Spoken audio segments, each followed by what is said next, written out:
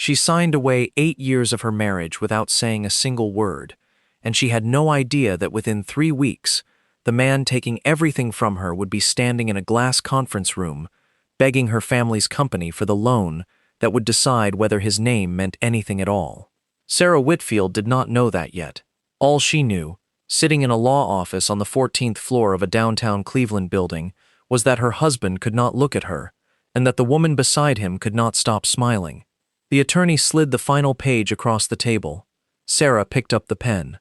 And somewhere in a filing cabinet she had never once opened, in a house she had not yet learned she would have to leave, a document older than her marriage was waiting to decide all of their futures for them.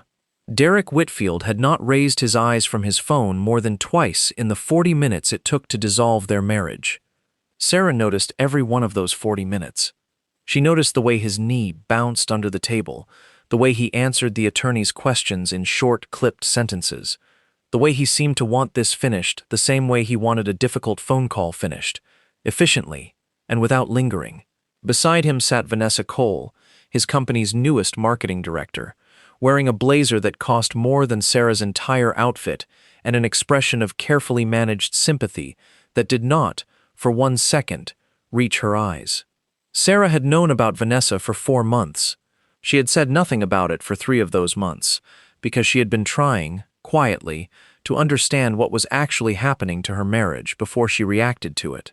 What Sarah did not know, what almost no one in that room knew, including Derek himself, was that the timing of this divorce had not been left to chance. It had been engineered, carefully and patiently, by a man who was not in the room at all. His name was Connor Marsh, and he was Derek's business partner, co-founder of Whitfield Development Group, and the only person besides Derek's late father who had ever seen the full corporate history of the company Derek believed he had built from nothing.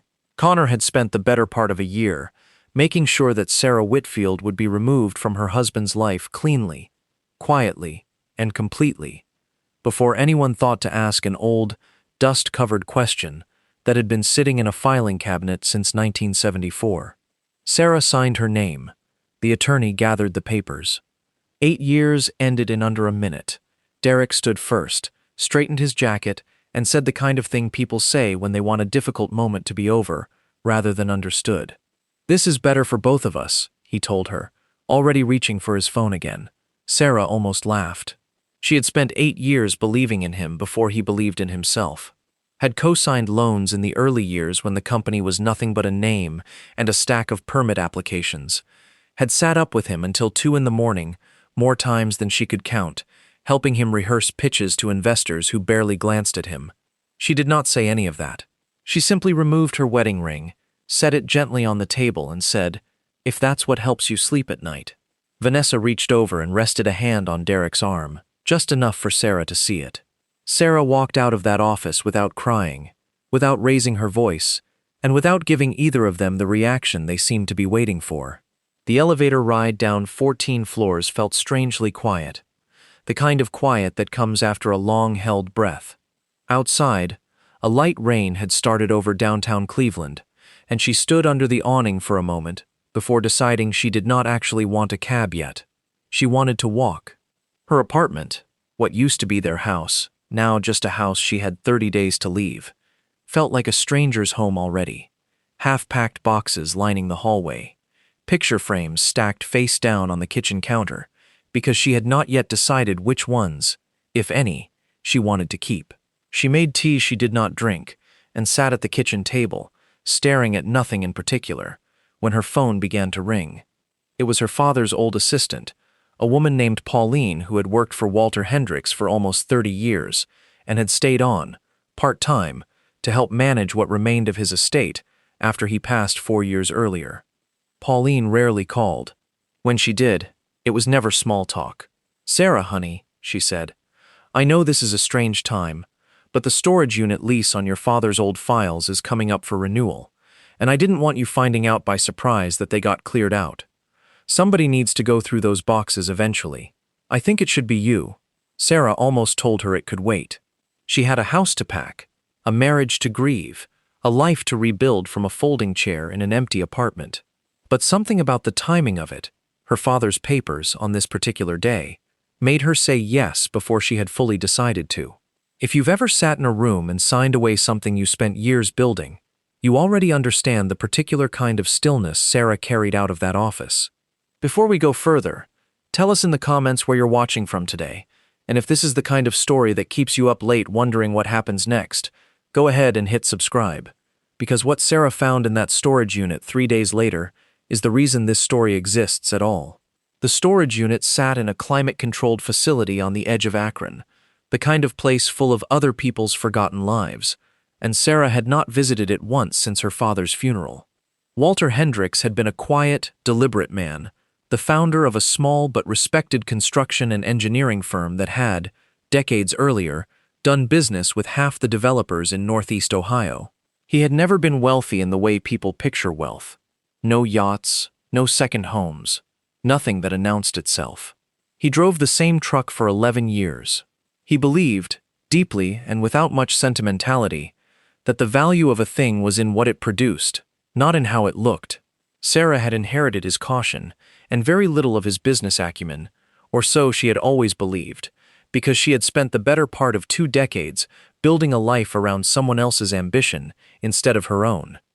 The boxes were exactly where Pauline said they would be, stacked along the back wall, labeled in her father's careful block handwriting.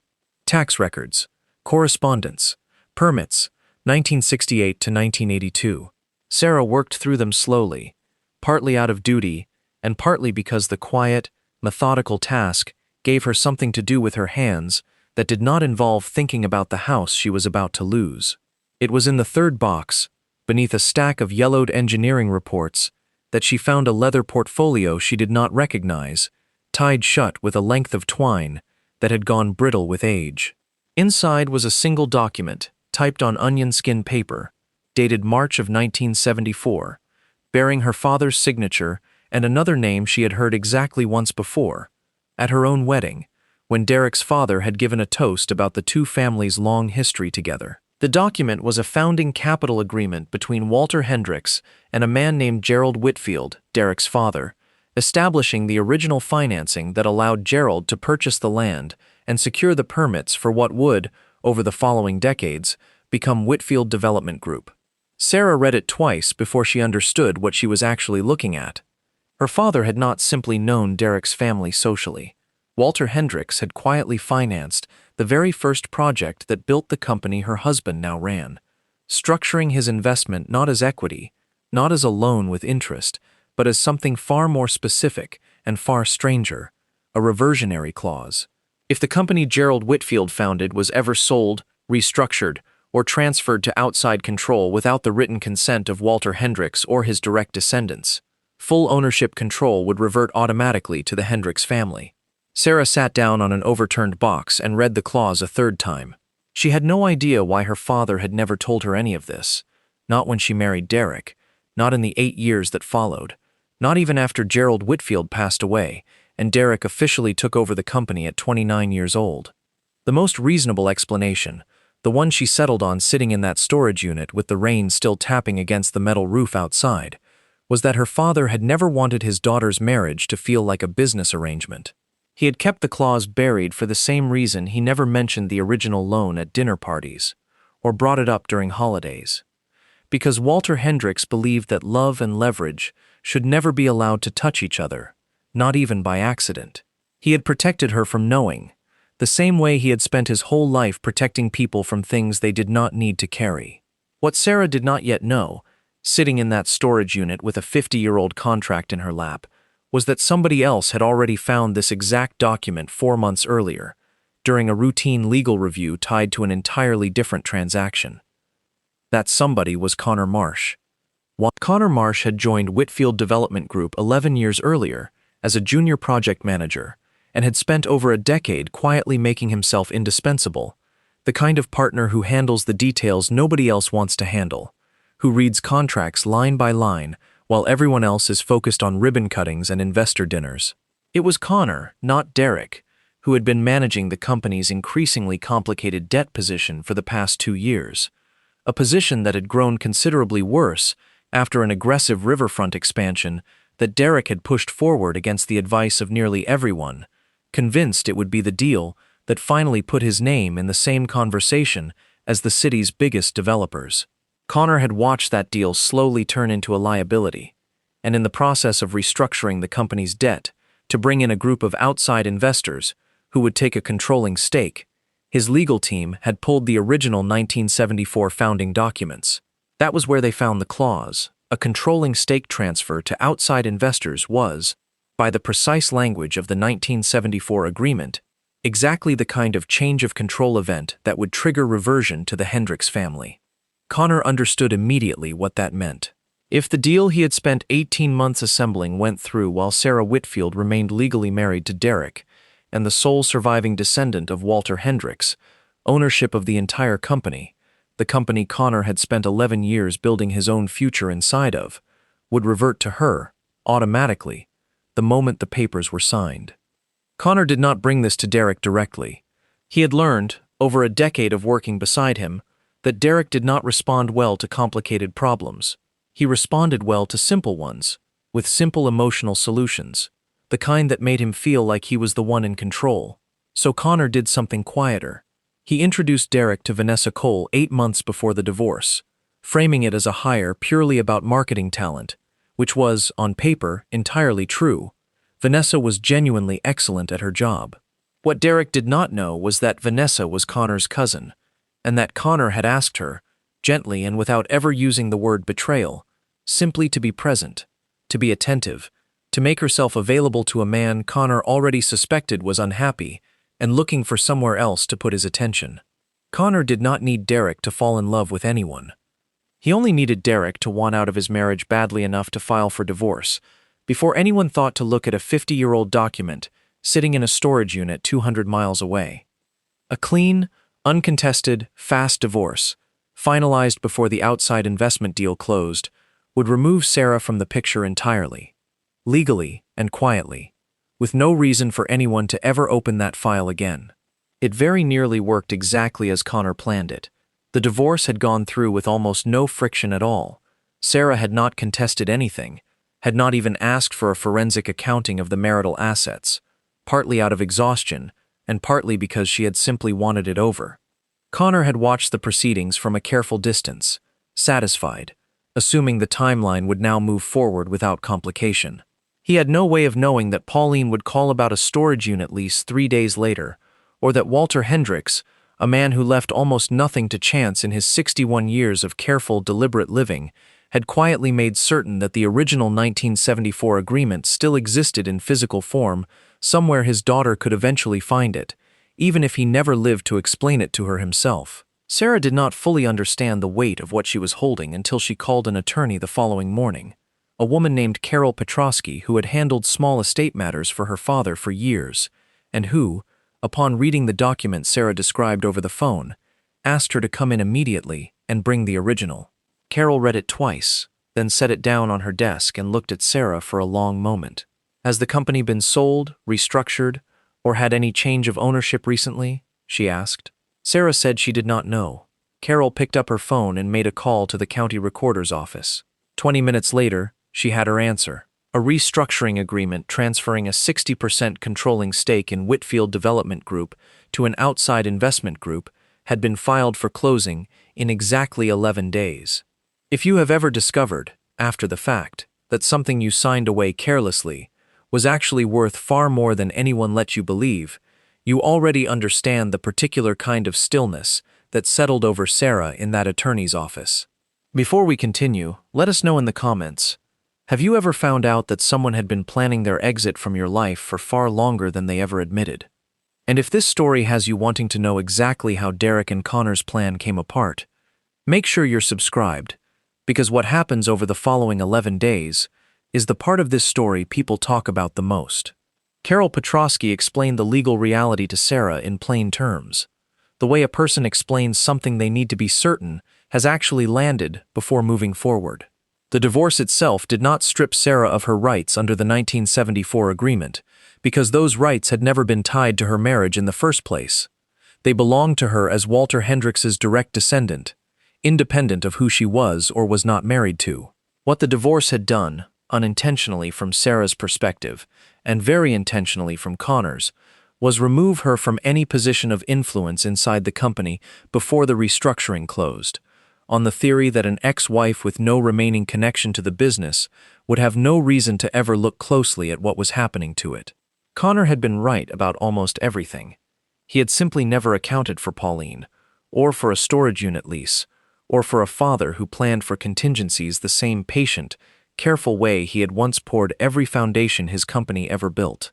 Carol filed an emergency notice with the court, and with the title company handling the restructuring closing, asserting Sarah's reversionary interest under the original 1974 agreement, and formally objecting to the transfer proceeding without her written consent.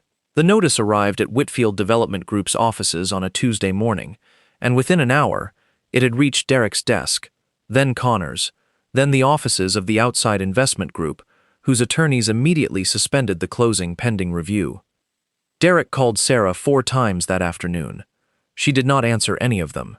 He left a voicemail that started calm and ended somewhere closer to panic, asking what this document even was, whether it was real, whether this was some kind of misunderstanding that they could clear up quickly between the two of them, the way they used to clear things up, back when there was still the two of them to speak of.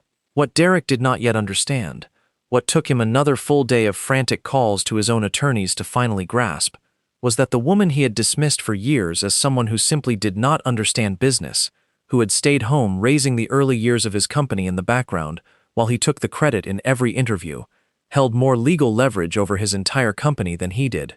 Sarah Whitfield was not bluffing. She was not posturing.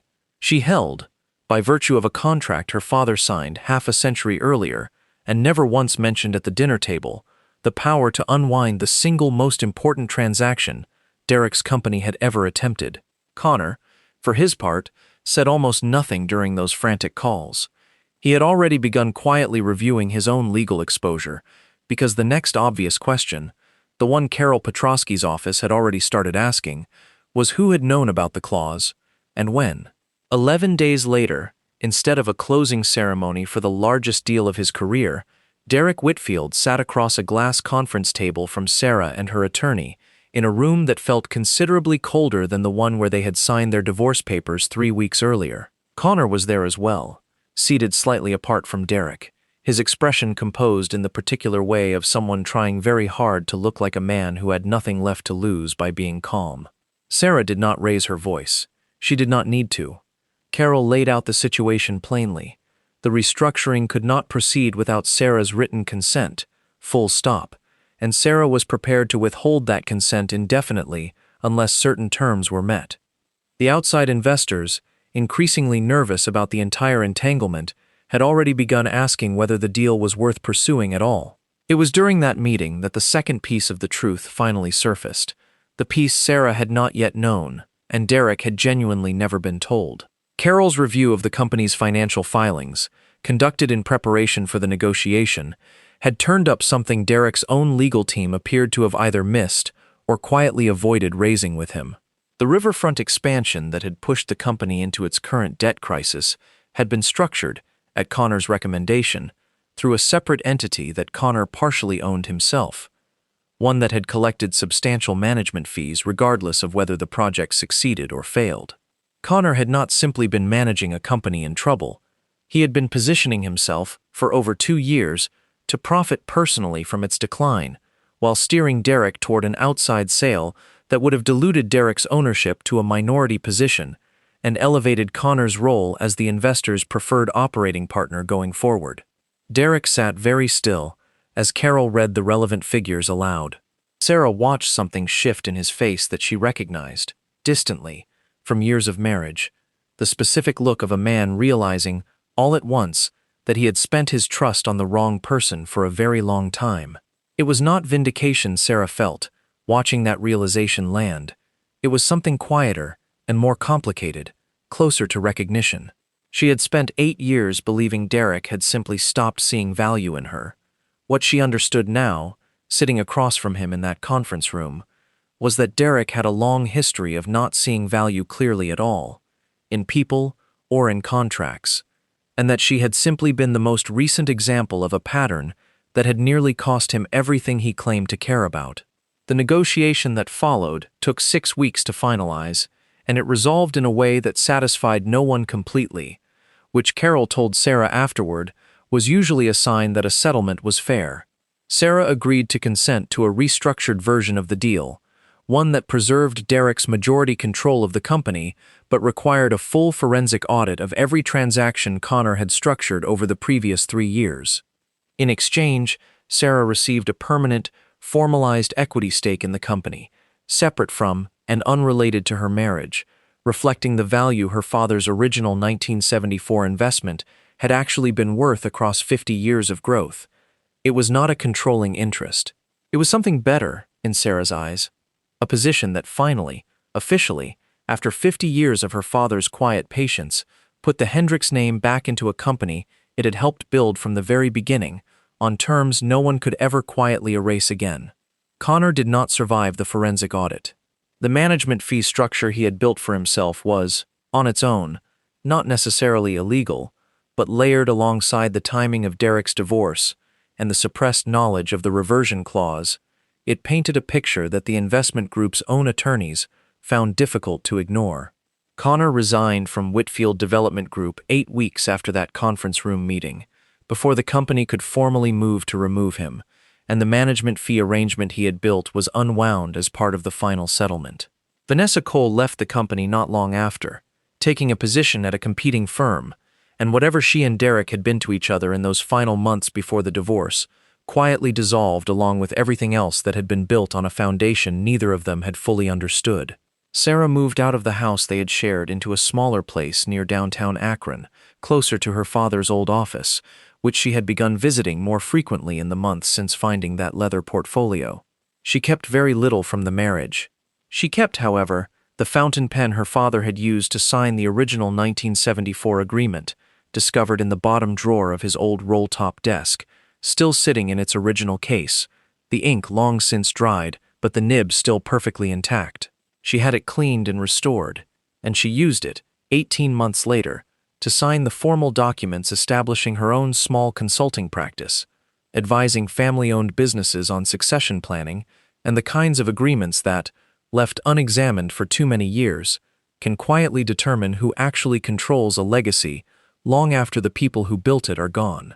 Derek rebuilt Whitfield Development Group slowly, without Connor, without the riverfront expansion that had nearly destroyed it, and, according to people who still worked there, with considerably more caution than he had ever shown before. He and Sarah have spoken exactly twice since the settlement, both times briefly, both times about logistics rather than anything resembling the marriage they once had.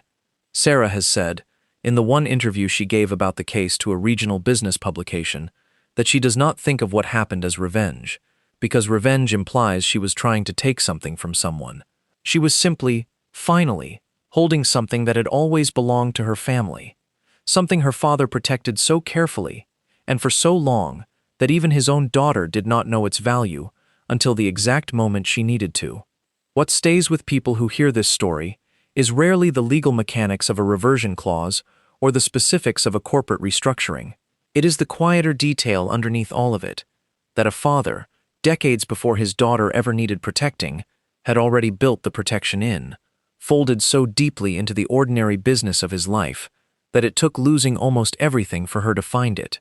Sarah did not get her marriage back. She did not particularly want it back.